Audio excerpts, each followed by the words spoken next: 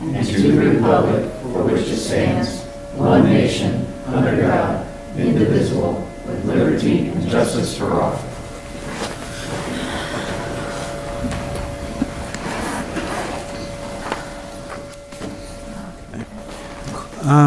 Take our roll call. Newberry. Here. Crowner. Here. Johnson. Here. Lees. Here. Young. Here. Entertain a motion to approve the agenda. So move. Support. Motion and support.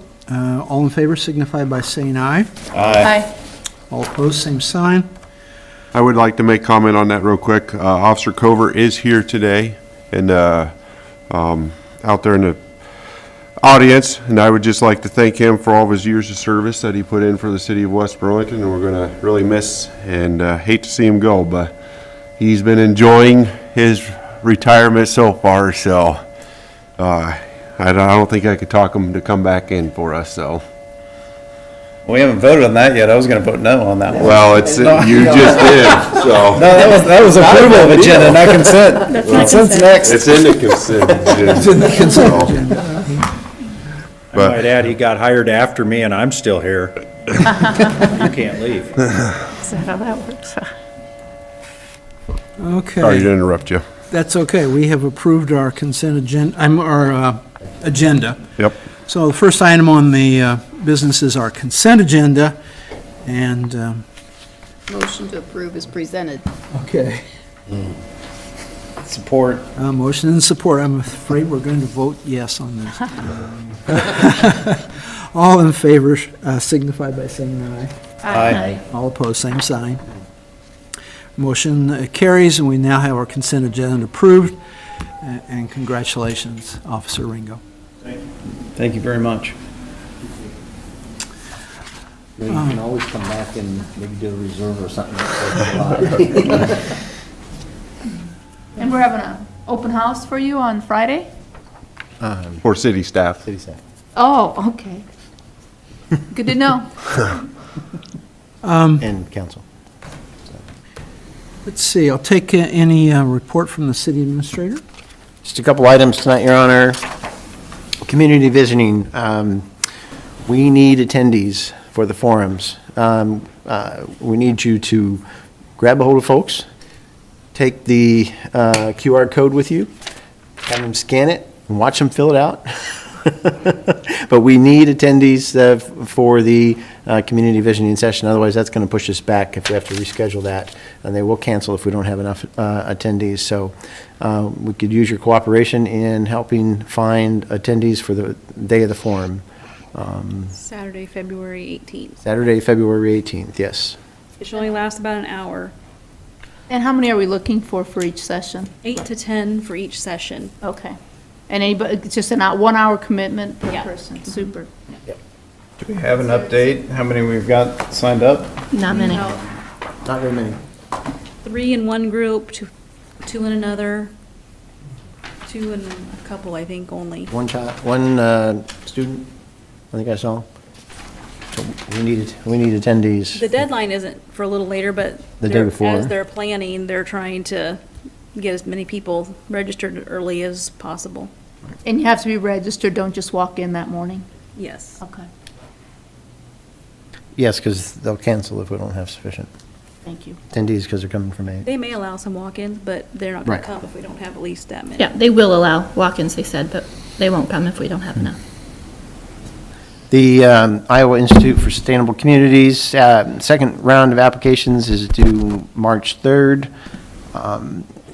Working on that now, open to ideas. There's a ton of different topics. I think I've sent that information out before: planning, engineering, law, sustainability.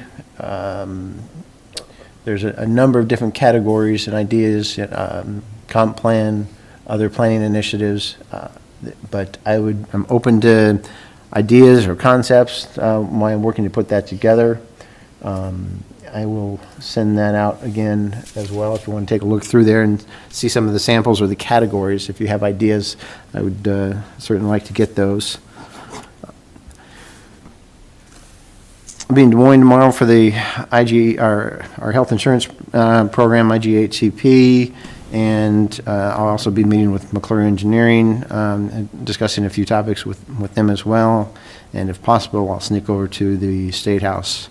I've talked to a couple folks here recently about their outside engineering groups, Bolton and Mink, but comp plan, strategic plan, stormwater management. Been talking to a number of different folks about trying to get an idea of what's out there and who does what. So those discussions continue, and that's really all I have for today. Okay, thank you. Public Works? Just working on a lot of training. We got chauffeur's license getting ready to be taken by a new hire. The 4 new hires we've got in the last 3 years are going in for Class 1 wastewater. Some of them are signed up to be going this month for testing to start getting their wastewater and moving up the schedule with that and cleaning up snow as it falls. Not all I got. Is that testing like at house, or are you? Some is and some isn't. Washington's as far as they're traveling for it. You can get online and do it, but you're videoed, and if you move or if they think you're looking at notes and they stop you, and it's just easier to drive up to Washington and sit down in the classroom and take it. Brad's had a couple of them try it here, and it's so many interruptions trying to do that. So they chose to drive up there to Washington to take it. 3-hour test.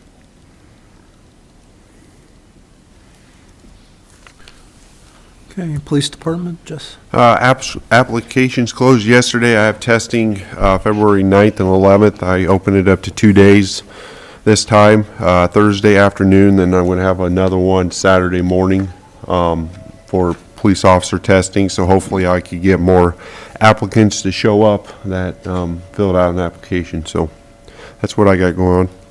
Did you get very many applications? 11. So do have one certified officer interested, so we'll see how that goes. So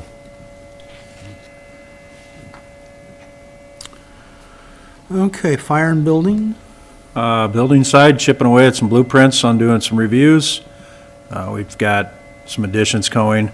I did speak with a person interested in putting a local business in. They currently operate a food truck and they want to put a permanent site in town. So we just kind of got together today and spoke about that, so that should be coming shortly. On the fire side, we closed out January at 50 calls. I did provide you with a sheet of paper. I'd like you to consider the potential of selling Rescue 1. It's a 2011 HME chassis that we had refurbished in 2011 for approximately $300,000. Based on how we approach our mission at the fire department currently, it's set up as a heavy rescue, and with the addition of Engine 1, we're using Engine 1 as our rescue type vehicle. We made it a rescue pumper. So Rescue 1 is basically just transporting people in the light tower. That's all we're utilizing it for. It's something we've explored in the past. I've talked about it with the firefighters, my officers, about going to a smaller vehicle, a crew cab type pickup with a special built box. It'd be more maneuverable, better situated for our mission, be used as a secondary backup to the med. Instead of rolling a large size vehicle on medical calls, we'd roll that. I've had some inquiries about if we would be open to selling it, and I'd like you to give it some consideration. We're here at the budget time. A replacement style vehicle, I'm looking at approximately $200 to $225 on a replacement cost. What do you think this one will bring? I would like it to bring us close to what we have invested in it at this time. We don't have very many miles on it. The hours are low, so I think it's worth asking for a starting price right around that $300,000 mark and try to get as close to that as possible. To replace that vehicle, if we were to buy identical to it today, would cost us well over $600. So I think for what it is, that starting price is a good asking price to start with. So you're sure enough that you want to sell that you're not going to come back in 2 or 3 years and say, hey, I made a mistake? I want a big rescue? No. Absolutely not. We have talked about downsizing the rescue. This goes back to almost 2009. Myself and other firefighters at the department of downsizing the rescue. And then since I became chief, it's something that we bring up every now and then. We just really haven't how about mustered the courage to bring it forward? This isn't something that, I feel based on our mission, how we're approaching things, how we're responding, that a smaller, more maneuverable vehicle would be better suited than the larger one. We do oil changes on it twice a year to the tune of approximately $800 total. A smaller vehicle would cost us half that. Our maintenance costs would go down. We're looking at replacing the tires on Tower 1 to the tune of almost $1,000 a tire. And that's going to be due tires here shortly itself, so that's about $6,000 to $7,000. So a lot of reduced costs overall. How much did you say an oil change was? We're paying about $350 to $400 for quarterly service, or not quarterly, but every 6 months. We have them go through everything, grease jobs, they do the oil hubs, all of that. We have a work session tonight, right, about your budget? Wouldn't that be a good time to? Yeah, well, the council would have to go through the normal process for disposal of equipment and posting this for hire. We do have an interested party, wanted to bring it forward for your attention, and see if you have any questions about it, start thinking about it, and we could put it on for action if council's interested in pursuing it. But if you think of any other questions tonight, you can certainly bring them up, or if you have questions after tonight, just shoot us an email and we'll respond to the group with all of the information. Gotcha. I guess a couple questions I'd have right off the bat, though, is do you have hard quotes on the replacement vehicle cost with the things you need on it to make it do what you need it to do? It's So hard. I'd like to see that, or have that available, and then two, the annual cost on that new vehicle. Imagine the insurance will be greater on a brand-new vehicle, well, whatever else annual cost would be on it, so we know we would be incurring. Yep. And then actually, it'd be nice to see the actual quote or a firm quote from a bid from somebody, if they're actually offering $300,000 for a 1988 vehicle. They're not going to want to provide a bid. We'll have to go through the normal process to do that, Okay. disposal of the property, and then we would put it out for sale, and then we would take take bids on that, and then put it out, and we could put it out for bids, or given its cost, there's a formal process we would follow. Okay. But what we typically do for budget purposes or planning purposes is ask those companies to give us a quote, Okay. and which is basically what Sean has done, and it's averaged, what was it, 225 to 250? 200 for the replacement, replacement? for 200 to 225, 2 to 225. depending on what we do with options.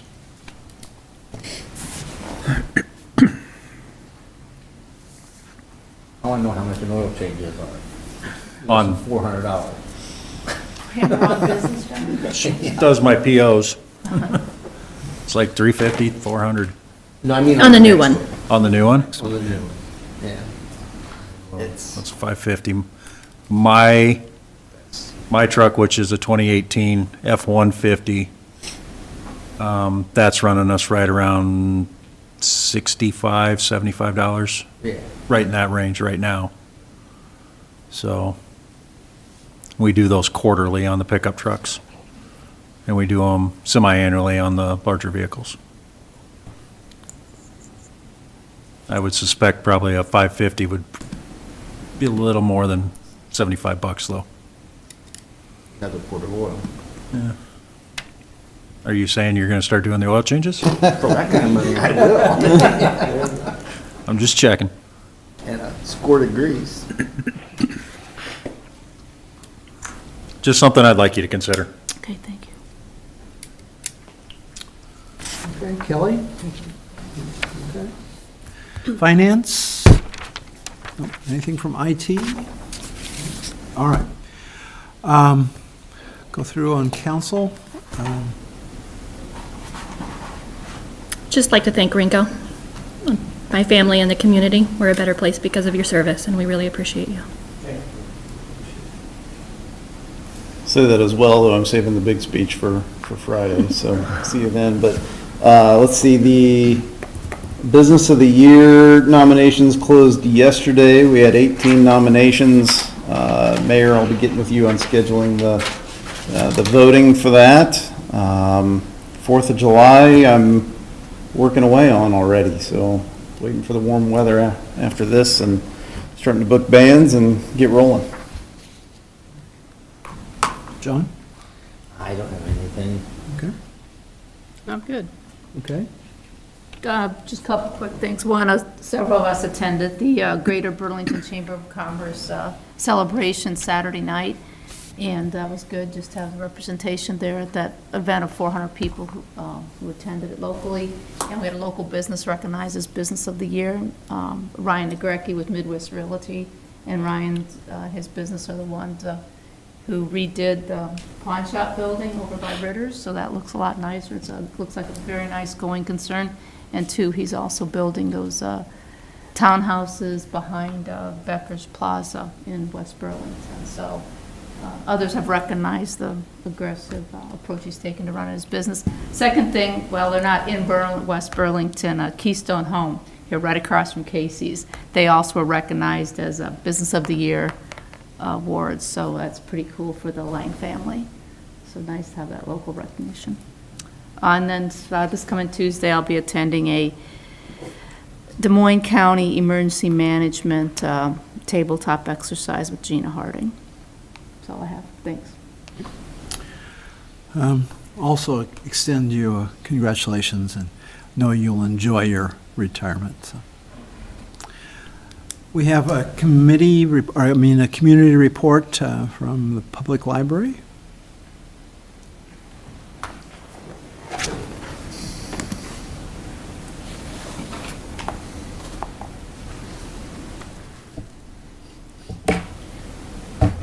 I've attended 3 meetings at the public library since I last spoke at the city council meeting. I have lots of paperwork, but I'm not going to cover all of that tonight. I do want to talk just briefly about information that has been shared with the library board and the liaisons who attend concerning just the value of libraries. And I mentioned the other night at the Chamber of Commerce dinner about a video, but decided that I probably couldn't send that out to everybody. I wasn't certain if that would be acceptable or not. But I do want to share some information from you, or from that with you. Earlier in December, we received an article on the social well-being impacts of libraries and museums. And if any of you would like that information, I would be glad to make copies and send to you, but I did not bring copies tonight. And then, as I mentioned at our last meeting, we had some information from Eric Kleinenberg, who was giving a presentation in Houston, and he's written, has done a lot of research and has written a book called Palaces for the People, How Social Infrastructure Can Help Fight Inequality, Polarization, and the Decline of Civic Life.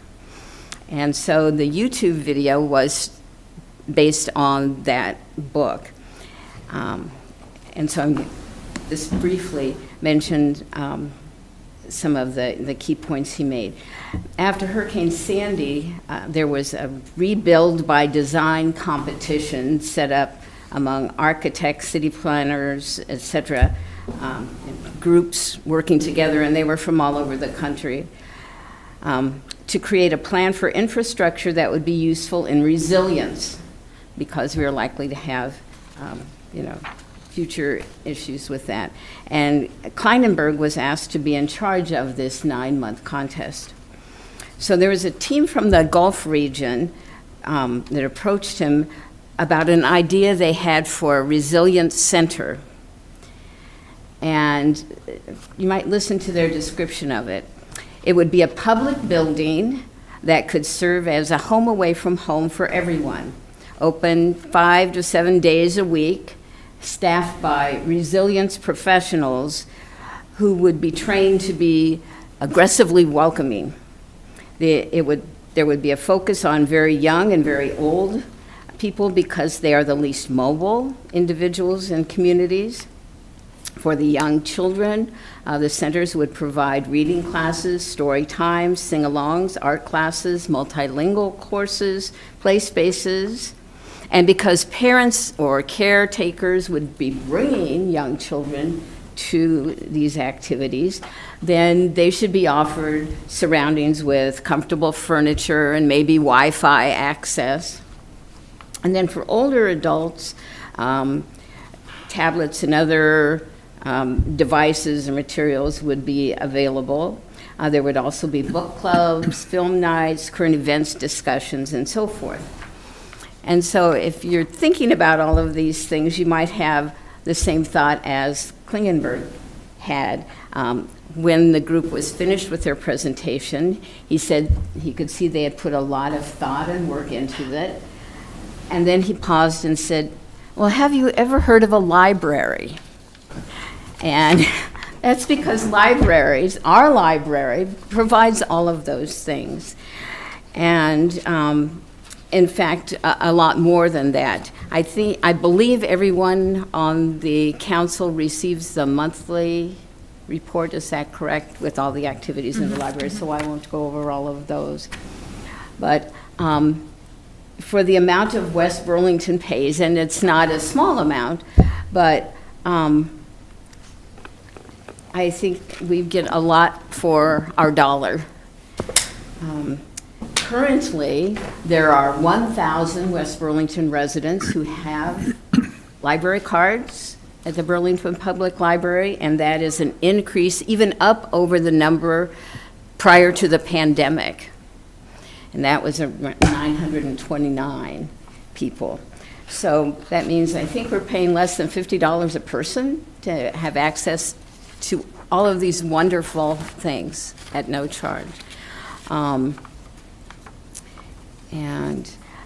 What you might not realize is that the library provides services to everyone from birth through old age.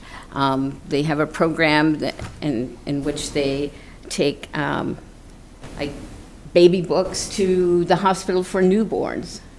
There's a little kit that's delivered, which I think is just really awesome. They have helped people in hospice. There was a mention of a particular individual who wanted, during a stay in hospice, to watch an old TV show. And so the library found that on DVD and delivered it to that individual, making his or her days there at hospice more pleasant. Books are delivered to care facilities and to homebound individuals. We still have representatives from the library working with our elementary school. In December, the library did something that I thought was very clever, which is convert an internal book drop box to a location for letters to Santa. And so children at the library would write letters and drop them in the box, and the letters were read and responses were sent to the children, and apparently those were marked indicating they had come from the North Pole. So I thought that was just a very cool thing to do. The circulation at the library is following an upward trajectory. It's still below the 2019 circulation, but certainly moving in the right direction. That data is not disaggregated by town, so I don't know how many West Burlington people are checking out books. With 1,000 of them having cards, I'm certain there are people involved in activities and doing some reading. I'm embarrassed to say I signed up for the Mystery Book Club, and I haven't made it there yet, but I still have hope. I have checked out other books to read. I just haven't made it to the mystery. Just a couple of things you might want to know about finances. We are given information about finances, of course, at every meeting, and if you are interested in that, again, I can get that information to you. But something that struck me was one of the big expenses at the library is for electricity, and their electric bills were running $72,000 a month, which is just, I just can't imagine that. But they plan to add light switches, so lights can be turned off in areas not in use, because right now, the library was built with just 2 light switches. So they, when the switch is turned on, it just, it turns on the lights in a large part of the library. So that's going to be corrected, and it should help with the cost of utilities there. The library is in doing preparation for the fiscal year 24 budget, and there was a meeting actually January 30th to discuss funding for the library, and I'm certain I will have information about that after the next meeting. There have been some policy updates at the library, just kind of an FYI. Anyone who wants to come to a board meeting may do so. Visitors are allowed 3 minutes to address the board with any concerns. And that's, I think, it's a little bit shorter time we have here. Turned it off, so we'll see. Excuse me, but I don't know what's going on.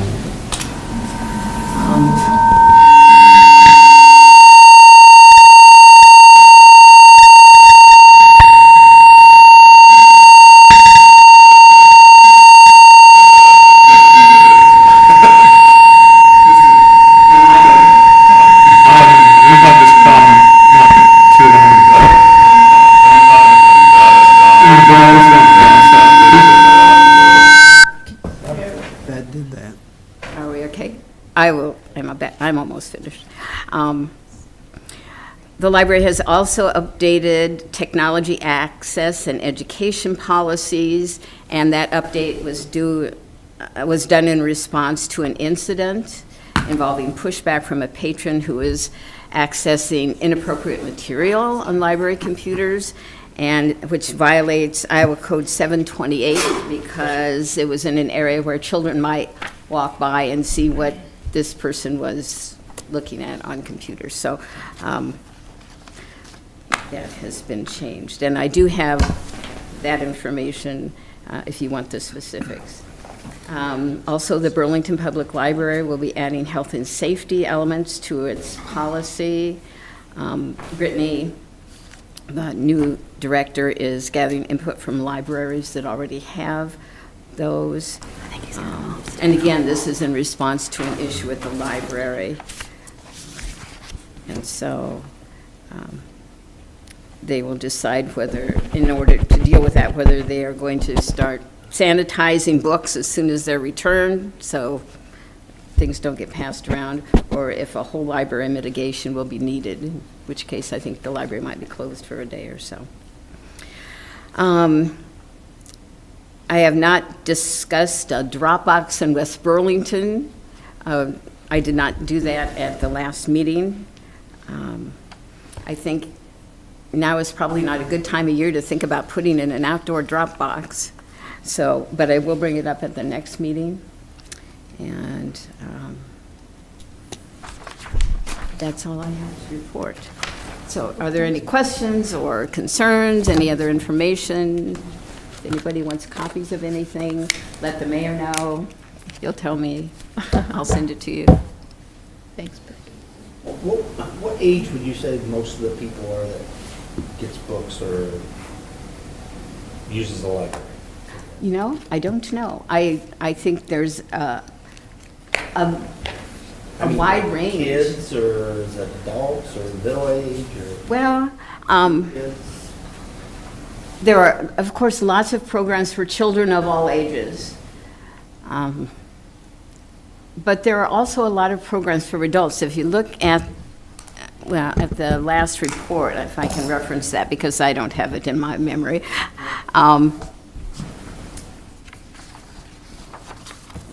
that's about the, so, these are programs that they have for, just in December, for people of all ages. There was a Minecraft party. I don't play Minecraft, but maybe some of you do or know of people who do, so, but I think there are people of all ages who do that. They had Christmas caroling with bel canto, which maybe would bring in older people as well. There was Family Night Unplugged, a hot cocoa painting party. So it was something for whole, for families to do. They had Friday Flicks, so watching a movie there. There was Family Board Game Night, and then they had another Friday Flick that was the Black Panther movie, which I'm sure was popular. There are several children's programs listed, tween programs and teen programs, and then over here are for adults. So there's the First Friday Christmas on the Prairie. So Laura Ingalls Wilder. There's chess club still meeting at the library. I think it's 2 Saturdays a month. There's very many people coming in. I don't know, but I'm going to go. I read in the paper about the woman from Ukraine and her son who are going to that, and I thought, oh, there's another woman playing chess, so I would go. But if the library keeps in it attendance totals on these on these events, I do not have that information. Let me see on the. Oh, just that would be one that you could simply ask next. Well, I might have it in some of the paperwork that's here. Let me just. I would think they would keep some sort of record. Well, how popular some of the programs are. This is circulation, and let's see.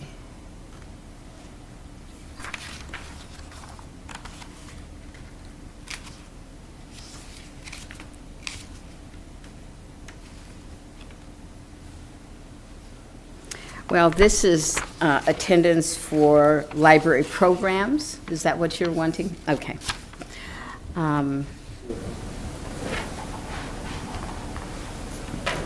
Attendance for adult and all age programs, and this is for the year. They had 116 programs offered during the year. 7,539 people attended those. Then programs specifically for children and teens, there were 283. 7,423 children and teens attended those. It's like an even split between your adults and kids, almost. There is an overall door count of people coming in and out of the library for the year for various purposes. That's 55,229. Again, that's not broken down by city. And there are the use of physical items, adult books, young adult books, children and teen books, periodicals, DVDs, and so forth is broken down by age, if you want that information as well. Yeah. Okay. Books for adults during 2022 to the end of the year, 36,647. Young adult books, 4,280. Children and tween books, 41,940. Periodicals, and that was all ages, that wasn't divided by age, 4,200. DVDs, and again, all ages, 36,998. Audio recordings, again, all ages, 3,692. And miscellaneous, which would be different equipment, video games, and so forth, 1,524. There were 15,755 items downloaded from the library. Those included ebooks, audiobooks, and magazines.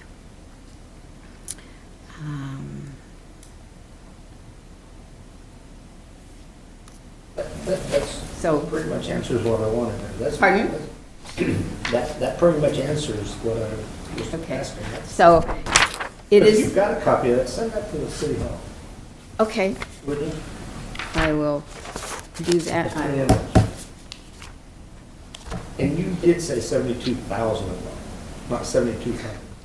For, Electricity. I don't think we spend that in all of our buildings together in the city. okay, you're asking for how many? The Lion. Electricity The bill. line- Oh, the electric bill, that is what I had written down in my notes. You know, it sounds really high. Maybe I I hope you added a 0. misheard it. Yes. If not, you need to fix something. That's a lot of money. It's a lot of money. Well, they are fixing, they are, Yeah, well, they I need mean, to that, really but fix that. I mean, that's what I wrote down. I could have misheard it. That sounds like a huge, huge waste. Yeah. Something. It's electric heat. Is it electric heat? We can conjecture all night. Oh, yeah. Can you let Yeah, us yeah, know, never Becky? mind, never Just mind. check the I'll electric check bill or about Alliance utility, bill. cost of utilities, electric. Sure, because I hope you added a 0. But let us know. Yeah. Thank you. Thank you, thank you.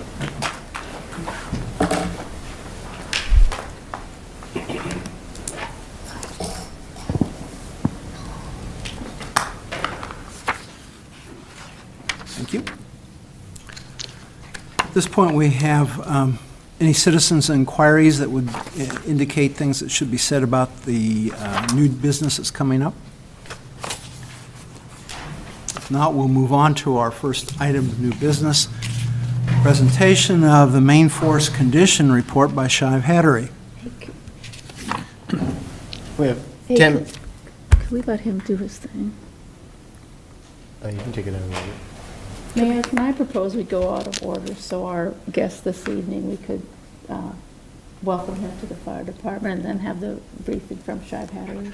Probably. Can we do that? Change the order? Yes, I would like to propose to change Okay. the order of the agenda. All right. Please. Um, Unless you all want to stay here. This is really interesting stuff to understand where our stormwater stuff goes. It really is. Sure. It- Even better. Even better. It's part of the sewer, yeah, okay. You're right, sewer, excuse me. I said stormwater, so I guess I need to be educated. I'll second the change if you need one. Probably best, so. Okay. I'll entertain, well, since we have a motion and a second on this, then all in favor signify by, Motion in a second. motion and a second. Go ahead and, all in favor signify by saying aye. Aye. All opposed, same sign. That passes, and we can move on to this then. Discussion? We're gonna do a- You want a discussion? No. What, Just motion to change the order. They just did a motion to change that. And then did you make the action? yeah, so we've changed the order. You have to take action on the item. All we did was move it. All we did was move it from. All you did was move it. Yep. Yeah. Right. Now you have to take action on the item. Okay. Now we need a motion. Okay, consider resolution adding Peyton Brockett to the fire department. So moved. Support. Motion and support. All in favor signify by saying aye. Aye. Aye. All opposed, same sign. Sorry. Congratulations. Thank you very much. You're welcome to stay, too. Can we applaud him, or let's, hey, good job, welcome. Really hope I never see you in action to be Unless it's pancake breakfast. pancake breakfast at work. After, now the fun begins. All right, so at that point, I can go ahead and move on Yes. to, all right.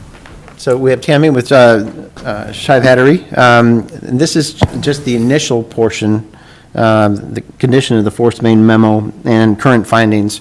Wanted to, Shive Hattery wanted to bring you up to date on where we were. I'm going to go ahead and turn it over to Tammy. Great, thank you. Thanks for having me tonight. Can everybody hear me okay? Yep. Okay, good, great. So yes, we're doing the study of your 24-inch force main that conveys the wastewater from the west lift station, which collects everything north of 34 and sends it down to the wastewater treatment plant. So this is a very important piece of infrastructure for the city. It's the only way to get water from the north side of 34 down to the wastewater treatment plant. And so it's great that you guys are being proactive and coming up with a plan, because it is, it's right about in the middle of what would be a typical expected lifespan for a force main. There's a a wide range of expected lifespan, just because it's related to material and how it was constructed, and also what's the chemical qualities of the wastewater that's being transferred and how corrosive it is, and many factors go into that. A typical lifespan is 25 to 50 years. And the force main is 38 years old. It was installed in 1984. So this first part of the study is we gathered all of the information that we know about the force main into what we would call a desktop analysis. And that's what we have here in this memo, is everything pulled together that we know about the force main. And the next decision that needs to be made for the force main is, do we want to gather a little bit more information about the force main and do some non-destructive testing to get some information about if there are pipe wall thickness and wall thickness losses, and which would give us information about the risk of it breaking again in the near future, or in the near future of it breaking. So I guess I'm gonna go right to the recommendation on that, and then to provide some key support items for that recommendation, and then I'll just walk through the report with you and highlight some areas of it, and then at the end I'll talk a little bit more about the non-destructive testing, and then answer any questions that you have. So the recommendation in the memo is to move forward with non-destructive testing on the force main. Some of the key pieces of information to support that is that we do have information that the force main has issues with corrosion. There was a force main break in 2017 that caused the force main to be down for 5 days, and during that time 2 million gallons of wastewater were transferred into the environment. The force main doesn't have a backup. It's not required to have a backup, so that's just how it is. But that's what happens if it breaks. And so at that time, Rod and Mike were able to see the inside of the pipe and where it broke, and they said that the top of the pipe was just paper thin in that location where it sprung the leak, and which is a sign of corrosion, of internal corrosion on the pipe. So there are issues with that in the pipeline. The report identifies areas that would be at high risk for internal corrosion. So that's one piece of information. The pipeline has 3 air release valve locations, which that is to help prevent some internal corrosion. It's a spot where if air collects in the force main, it has a place to escape. And all 3 locations appear to have reached their expected lifespan. One location has already, it sprung a leak at one point and was filled in with concrete. So that one is not expelling any air. That didn't involve any of staff that is currently at West Burlington. That was before their tenure. So there isn't a good explanation as to why that was done. But, and then the other two, there's been repairs, and staff is just hesitant to work on those air release valve locations because they're afraid they'll start leaking. So it's two good pieces of information showing that the pipeline's 38 years old, and it is showing its age. We also have pieces of information showing there are spots where the force main is in serviceable condition. There is recent construction where just last year where the 12-inch force main was connected, 12-inch force main coming from the south lift station was connected to the 24-inch force main. Rod has a pipe coupon that he sent me some pictures, and the thickness of the pipe on that coupon is consistent with new pipe, so it's not showing any pipe thickness loss there. And then also just an anecdotal report of when the upgrades were done at the west lift station, the pipe appeared to be in good condition at that location at that time. So so some issues noted, some good repairs noted. I think the next piece of support for getting the non-destructive testing is I've done a cost opinion on replacement of the force main, a very high conceptual cost opinion at this point, but it's $5.6 million is the cost opinion to replace the force main. So that, of course, is a lot of money, and so the non-destructive testing would give us more information and just more feel more comfortable about spending that money if we needed to. And on the flip side, I just did a quick calculation. The cost, so I also have a cost opinion to do the non-destructive testing, which is $77,800. If you take the cost to replace per foot of force main, divided into the $77,800, if we identify 400 feet of the pipeline that doesn't need to be replaced, then that testing has paid for itself. So. And the total is how many feet? I forget. 400. The total is 11,140. Is the total length. And the destructive testing you're proposing would be for the entire 11,200 feet? Well, actually, we wouldn't be able to get data on the, we could. What I have a cost for on the non-destructive testing is to check 4 locations, and because it's a pressure line there, it's not like, a gravity sewer where you can put a camera down a manhole and take a video of the inside. This is different because it's under pressure and we don't have access to the interior. So what we need to do is excavate and expose the pipeline. And then for the non-destructive testing, they would put they have a band of,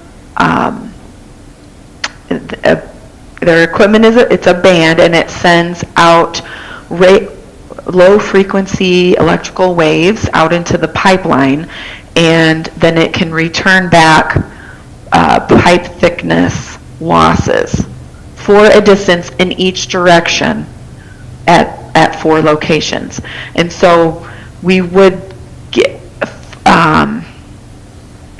they're saying 300 to 600 feet in each direction. So conservatively, 600 times 4, we could assess 2,400 feet of the pipe. And we would strategically select those locations to get information on the areas that we think is the most at high risk. And then also, we would also want to check some areas that we don't think are at high risk to confirm our assumptions there. So we could check more locations to get more of an assessment of the pipeline, but that's what we're proposing with this. Tammy, real quick, the 77.8 doesn't factor in the potential for the city to do the excavation, cleaning and backfill, correct? Correct. That does not, so then the city has brought up the idea that they could do the excavation and backfill with city equipment and city staff. And so that does not take that out. I did not take that out of the, analyzing the costs, because it's still, it's city time, it's an equipment that's being used. But yes, so the actual non-destructive testing is $15,000, but we have to excavate. And then the other part of it is I have a pretty high amount of money in there for contingency, because just there is a concern that excavating the pipe could cause a leak. And so we would want to have a contractor and the equipment on standby available to repair the force main in the event that it did start to leak with us excavating it. So that is also a part of the $77,000. Mike has told me that with that last break in 2017, he has assembled repair supplies that he has on hand now, because one of the big reasons it was down for 5 days at that time is because it took some time just to get all of the supplies that they needed to repair it. So.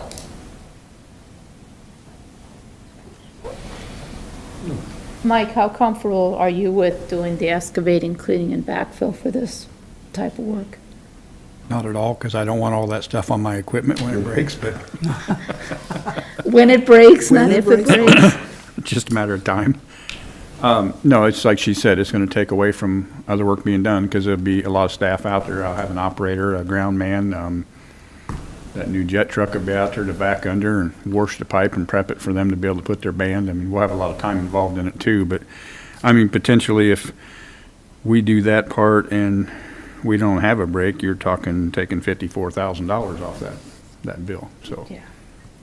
I'm willing to put our time into it. It'd just be less time that we'll be doing other projects when this is going on. How many day period does this type of testing take? How many days? I don't know on their testing how long it takes. I mean, 1 day.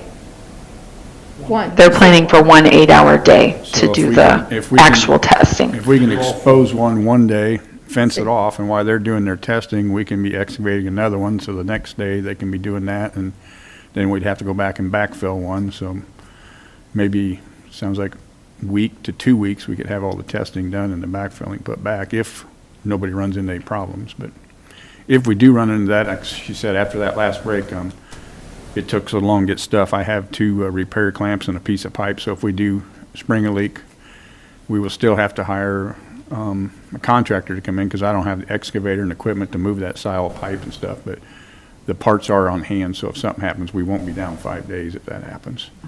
So Tammy, were you talking 1 day for each hole, or were you taking 1 day for all holes?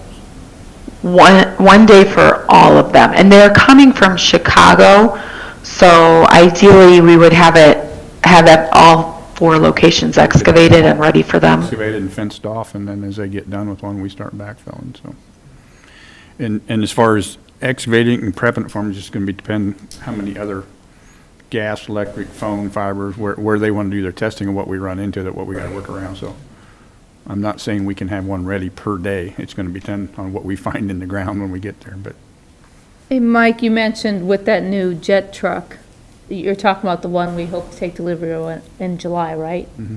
Okay. And does that tie in? Tammy's timeline in here indicates complete non-destructive testing in May, 1st of May. Then we'll be using the old one as long as it don't break again.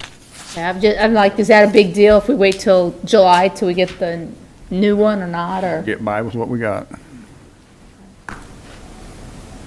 So Tammy, or the places you're gonna dig or that they'd be digging, is that like in curves, or is that the straight lines? The high points on the line, which is either direction of an air relief valve.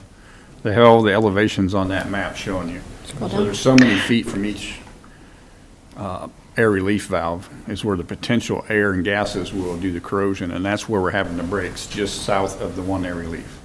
Oh. So the rest of that pipe may be better than where you When we got down to where it was full of fluids all the time, that's when the sample, that picture there is when the south lift station was cut in. There's a hot tap cut into it, and that plug come out, and that plug was still the same thickness as a new pipe.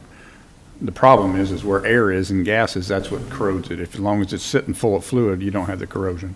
Makes sense. I mean, I just didn't know. And we have 2 or 3 air release valves that need replaced. The one full of concrete, that needs replaced, and we got the one down by the college where the brakes have been that nobody's willing to touch the valve to do any work because it looks like the valve will fall off in your hand. And if that case, then it's broken, the force main is down. So that needs cut out and a new air relief. I mean, we already know that we need to do 2 air reliefs for sure.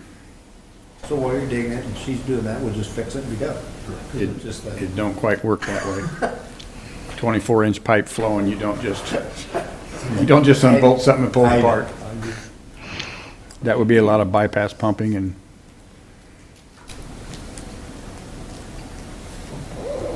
Just no toilet flushing for 24 hours, right? So I guess I've got one more question. If we was to put all new line in there, and this one wasn't being used, is there some way to flush that, leave it there for a backup if the other one went bad and be 20 years down the road? well, you could and just have to do a tie-in to the lift station and a tie-in at the sewer plant, or you could tie it in and valve it, so you could just open it and shut another one, but that's $5.6 million. Well, I know. I'm just trying to think about not having one line, you know. I mean, that option's there. If you've got the space, if you've got the easements, and I'm not sure you can do it on the first stretch. Be a lot of engineering to see where that could be laid and be run, yeah.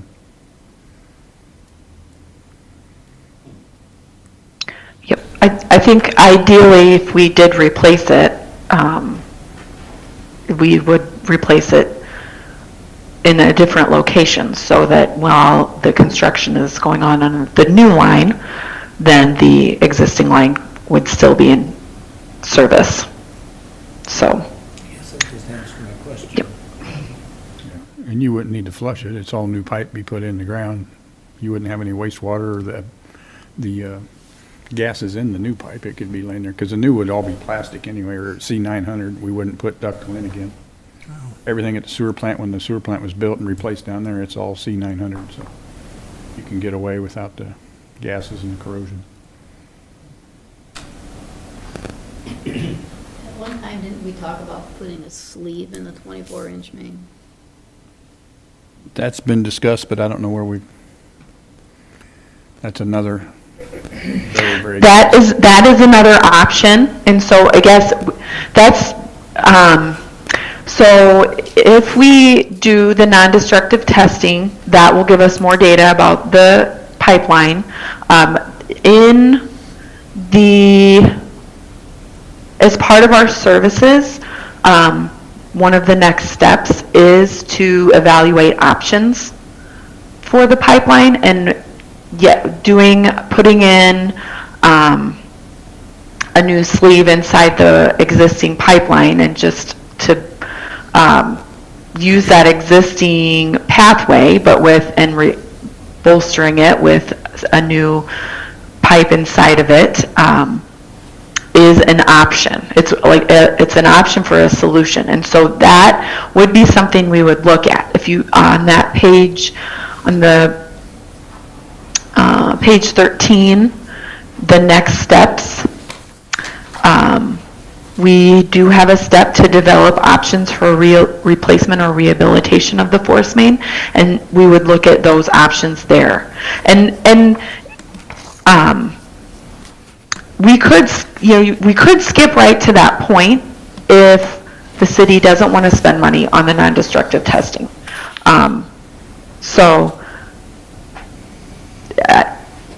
I guess, it's the city's money, and I want you to spend it what you think is important to you. So, we could go to that part and just start looking at solutions. We could do one more step on assessing the existing force main to get a little more information about it before we move there. And I haven't seen any quotes or numbers, but you got to remember too, if you're going to sleeve it and put a pipe that's just a little smaller inside, you're talking the 5.6 million to lay a whole new one. You're going to have that in the cost of all the fittings pipe. Plus you can only do a couple 100 foot at a time. You got to shut that force main down, bypass, cut it out, slide it, turn it back on, and then you're going to have to go 300 foot, cut it open again to try and do this sleeve. You can't just start at the south lift station and put new pipe to the sewer plant. I just think the cost is going to be a lot more to do the sleeving. I haven't seen those numbers, but I don't know how it couldn't be more expensive to go that route. But Can you provide those numbers for us? That would be She probably part of could. the next steps, to provide the options. I guess the question is on the non-destructive testing. We've just started discussing this ourselves, so I don't think we've got a recommendation tonight. I'd like to sit down more with Mike and Rod, too. Normally, Tammy, does that cost like half, or does it cost about to sleeve? Normally, you've done enough of them to know, I would think. I did not sit down and look at a cost opinion for that, but I'm with Mike. For a force main of this size and length, I would want to do a little more research, and that is definitely a part of our services coming up, to look at a couple of options for replacement. So if that in more in depth, so that would be something we could look at, definitely. Does the non-destructive testing tell us whether we're eligible for any of these options at all? Like, if we were to want to do that, would we need to do that testing to say that it would work or not? No. I don't think you would have the non-destructive testing to know if that is an option. That's going to tell that us. Basically, That's just going to tell us if we can get away with just fixing these areas where we think the problem is and not spend sleeving the whole thing, replacing the whole thing in that route. Or if it's thick enough still that maybe we've got another 6-7 years. Yeah, then you got time to start putting money back to lay a new one. Yeah. I guess just to try to move things forward, I don't feel like I'm in any different spot tonight than I was a year ago when you brought this up. All this information tonight is the exact same thing you already told us. So we talked about then about doing the non-destructive testing, so I don't know that anything's changed. We just have a dollar figure now. Why aren't we going forward? Well, I That's- think initially we talked about doing a study, Yeah. but this is on top of the study. And we're to that point that we know the cost of what that's going to, we didn't know any figures on Yeah. what that was. But yeah, that's where we're at. We're at that point. Yeah. I mean, like I said, I need to talk to Greg and Rod more, but I guess in my opinion, as of tonight, that we move forward with the testing and see whether we need to replace the whole thing or if we can get by with doing the repairs here. Yeah, or wait a little bit and put some money back, yeah. So Mike, is this a situation where if we replace only a portion of the line, that can be in the plastic and will it connect? Yeah, that would be, Okay. we won't be using ductile on the force main Okay. anymore. Okay. So, And what is replaced, if you have to go and do the rest or another section, you can just tie on to the same thing. But Okay. I wouldn't recommend that. I mean, at that point, we need to fix what the problem is now and put money back because eventually we need to get the right-of-ways and easements and, like she said, lay a whole new one down so that you can shut down, do a tie-in here and a tie-in to plant and let it go down the new line and abandon the old. Sounds to me like already got a plan and know what to do. Why spend the extra money? I'm not an engineer. Sounds to me. Timing's the money. If we spend the 77,000 or 15,000 or whatever, depending on how much work is done, we know when we need to do it. Yeah, if it's a So we're already looking at three-year. a 17% increase potentially in sewer rates. If we can, if we can break this into, rather than doing a $5.6 million project, or we can spread it out over a period of years, then I think we can come up with a number of different options depending on the quality of the pipe. We might be doing a $5.6 million project, but ideally, if we can break it out and spread those costs out over a longer period of time, I'd sure like to see that. I'm leaning towards the non-destructive testing right now, but Mike and I really haven't had a chance to talk. Well, what's the other argument? Just go ahead and do it without knowing? I'm sorry? What's the other argument? We don't do the testing, we just go ahead and start the plans to replace the whole thing, not knowing when? Right. Excuse me. I'm leaning towards testing. I just haven't had a chance to talk about it. But you can't take action on it tonight. Yeah. Right. But we had time to do it. I've lost her. Okay. We have other questions for her. I can go get her email real quick.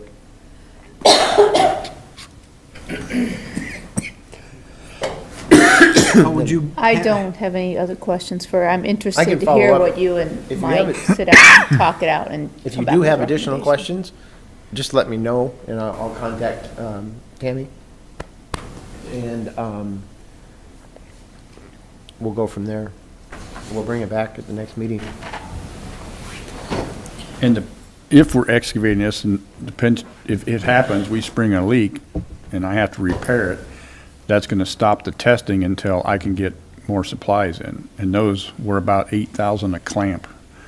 And it takes 2 clamps plus the pipe and then the excavator and all that. So I have enough if I have a blowout now to get it fixed. But if we start this and we do have a blowout and have to fix it, then we'll have to stop the testing until I have no idea what parts right now, how long it'll even take me to get in stuff to be set up and ready again if that happens. So that's the only thing I could see slowing this down as far as the testing. My biggest concern is we have over 11,000 feet of pipe. We have 3 Air reliefs. air release valves, 2 of one them that working. aren't working. That's not an ideal situation. I have no idea why. And that's why I brought this last year, the urgency of we need to move on this and do something, so. You have her email that you could shoot it. No, I don't. No, I don't have it on there either. Well, You might, say one.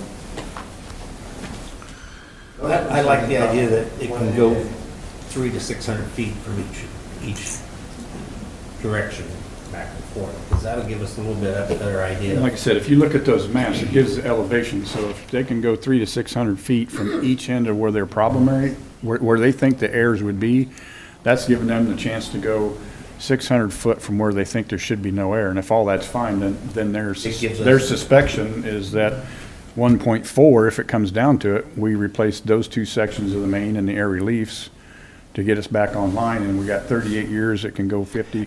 We possibly have 10 years left on the rest of it. That gives us 10 years to save money if it works. But we like haven't Greg had- said, you have no idea. We could. We haven't had 2 air release valves working for how long? One of them for a significant period of time, one for less time, and Well, over the one 11,000 feet. The one hasn't worked, I know, 27 years. That's been full of. So, and all that does is create the potential for damage and corrosion. So I think the testing might give us a better idea, so, but. So it looks to me like it's $5,000 for each one, or $4,000 for each one, a little over. 4 locations, 15,000 if you dig them, roughly. Mhm. And it looks to me like if it goes 600 feet, we need like 2 more at some of those critical angles, because that's where you're telling me. No, there are 4 they're talking about would be at the end of those 2 critical spots. That way they'll have 600 feet into the critical and 600 feet out on those 2 areas. There's 1, 2, 3, 5. 5 jogs. 5 what? Jogs. Jogs ain't the problem. I mean, jogs ain't- No, it's highlighted on page, that'd be your first map. the bottom half, the dark print, that's showing you the potential bad area. Oh, And if you look at where it says air relief, then you go up on the photograph one, it'll show you that air relief, the 2 air reliefs, and it'll show you the high point. That's one section, and if you flip to the next one, it'll show you the area down by the college to Agency Street where the breaks have been going on, where that air relief isn't working. So you're talking up here by the cemetery to in front of Target, and then you're talking of just south of the fountain by the college to Agency. Those are the 2 areas. And if they're gonna do 4 tests on each end of those areas where they prominently think the problem could possibly be held up, so. I think we need to do that and get some idea of what the rest of that pipe is. Go from there. Shoot us any questions you have, we'll bring it back to you, we'll talk and make sure there's nothing else that we're missing, and we'll bring it back for council consideration. With that, we'll move on. We are considering a resolution setting a public hearing date to establish the minimum tax dollars. Maximum tax dollars to certify for levy. I'm going to increase the size. Motion to set the hearing for February 22nd, 2023. Support.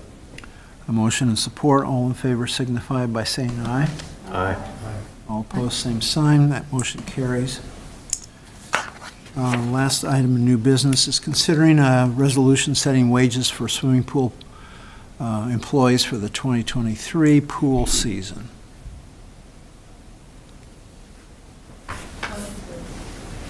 Support. Motion support.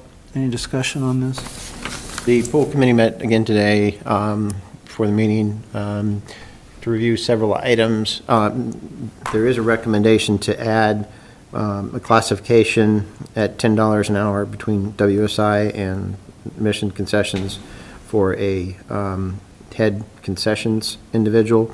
If that works out, that would help manage the concessions, make things sure are inventoried. Of course, that's still the manager's responsibility, but the recommendation was to place that at $10 an hour if we find the right person. You said a committee met? Who's that? Kathy, Therese, myself, Kelly, Angie.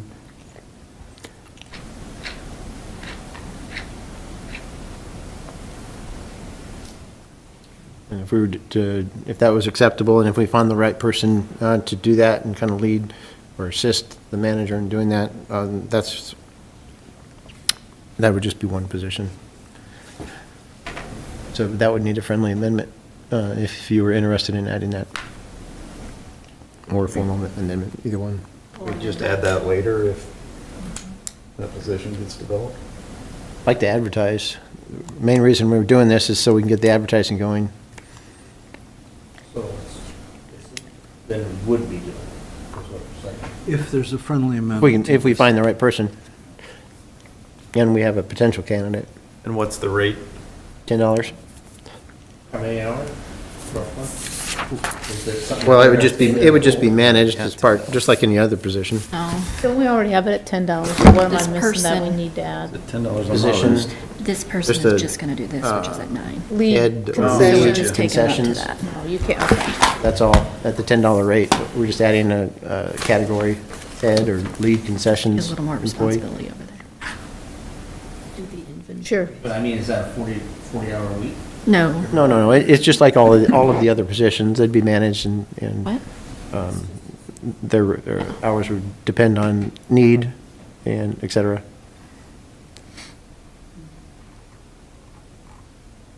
I would entertain a friendly amendment. Did Therese say that she amended her motion, or no? I'll amend it Okay. to include that. Support.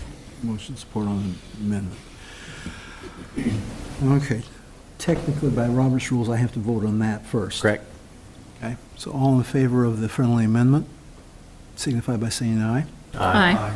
All opposed, same sign. All right. Move on to the original proposal here. All in favor signify by saying aye. Aye. Aye. All opposed, same sign. That motion carries. And that brings us to the end of new business. We have no old business, no citizen inquiries. Okay, I would take a motion to adjourn.